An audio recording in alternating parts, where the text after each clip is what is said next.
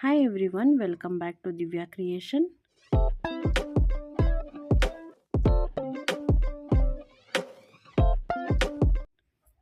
ನಾನು ಇವತ್ತೊಂದು bridal ಡಿಸೈನ್ನ try ಮಾಡ್ತಾ ಇದ್ದೀನಿ. ತುಂಬ ಈಸಿಯಾಗಿ ತುಂಬ ಕ್ವಿಕ್ಕಾಗಿ ಹಾಕುವಂಥ ಒಂದು ಡಿಸೈನ್ ಇದು.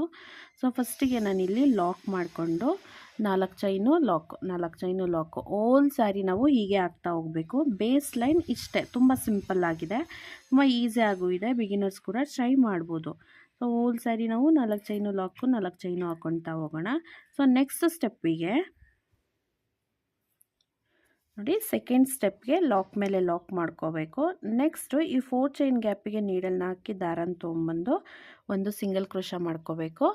ಅಗೈನ್ ನಾನು ಪಕ್ಕಕ್ಕೆ ಇನ್ನೂ ಒಂದು ಸಿಂಗಲ್ ಕ್ರೋಶ ಹಾಕ್ಕೊಳ್ತೀನಿ ಅದೇ 4 ಚೈನ್ ಗ್ಯಾಪಿಗೆ. ನೆಕ್ಸ್ಟು ಸೂಜಿ ಮೇಲೆ ಒಂದ್ಸಲ ದಾರನ ತೊಗೊಂಡು ಈ ನೆಕ್ಸ್ಟ್ 4 ಚೈನ್ ಗ್ಯಾಪಿಗೆ ನೀಡಲ್ನ ಹಾಕಿ ದಾರನ ತೊಗೊಂಬಂದರೆ ದಾರ 3 ಇರುತ್ತೆ.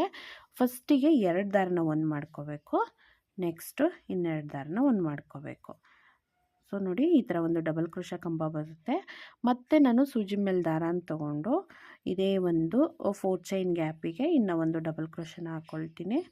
ಸೊ ನೋಡಿ, ಈ ಥರ ಮತ್ತೆ ನಾನಿಲ್ಲಿ ಡಬಲ್ ಕ್ರೋಶನ ಹಾಕ್ತಾ ಹೋಗ್ತೀನಿ. ನೀವಿಲ್ಲಿ 5 ಚೈನ್ ಹಾಕ್ಕೊಂಡ್ರೆ ನೀವು 15 ಡಬಲ್ ಕ್ರೋಶ ಹಾಕ್ಕೋಬೇಕಾಗತ್ತೆ. 4 ಚೈನ್ ಗ್ಯಾಪಿಗೆ ಇಲ್ಲಿ 12 ಡಬಲ್ ಕ್ರೋಶ ಹಾಕ್ಕೊಂಡ್ರೆ ಸಾಕಾಗತ್ತೆ.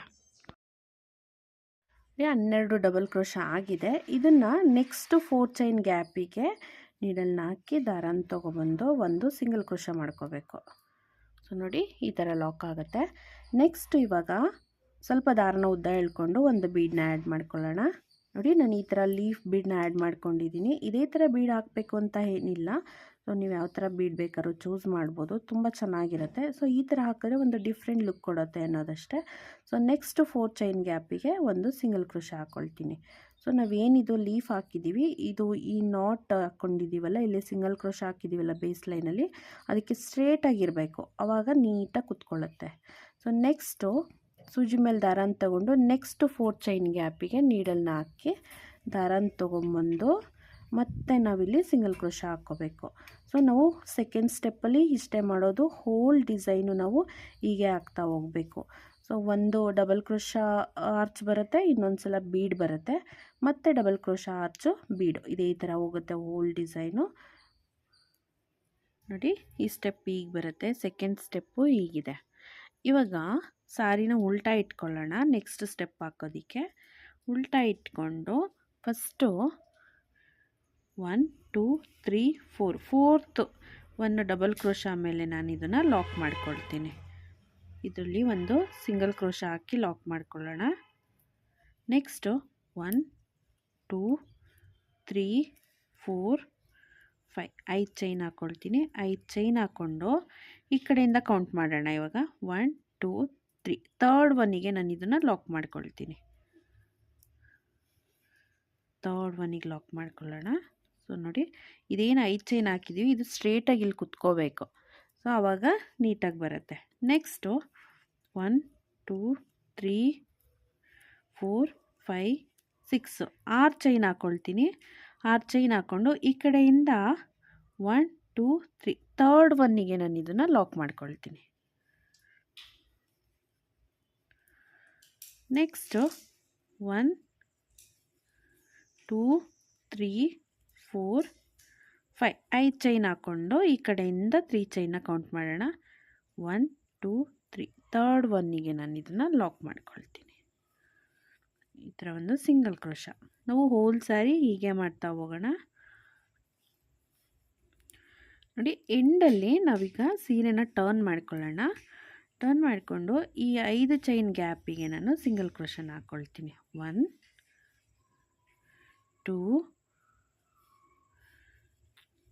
3 3 ಸಿಂಗಲ್ ಕ್ರೋಶ ಹಾಕ್ಕೊಂಡೆ.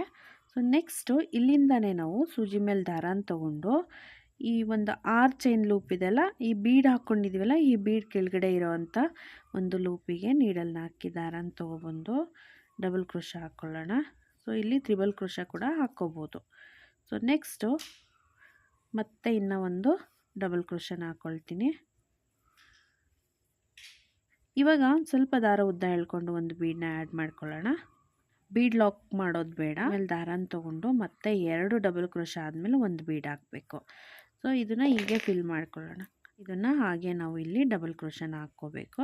ಸೊ ಮತ್ತೆ ನಾನಿಲ್ಲಿ 2 ಡಬಲ್ ಕ್ರೋಶ ಹಾಕ್ಕೊಳ್ತೀನಿ. ನೆಕ್ಸ್ಟು ಒಂದು ಬೀಡ್ ಹಾಕ್ಕೊಳ್ತೀನಿ. ಇದೇ ಥರ ನಾವು ಇಲ್ಲಿ 14 ಡಬಲ್ ಕ್ರೋಶನ ಹಾಕ್ಕೊಂಡಿದ್ದೀನಿ. ನೆಕ್ಸ್ಟು ಈ 5 ಚೈನ್ ಗ್ಯಾಪ್ ಇದೆ ಅಲ್ಲ, ಈ 5 ಚೈನ್ ಗ್ಯಾಪ್ಗೆ ನೀಡಲ್ನ ಹಾಕಿ ದಾರನ ತೊಗೊಂಬಂದು ಸಿಂಗಲ್ ಕ್ರೋಶ ಹಾಕ್ಕೊಳ್ಳೋಣ.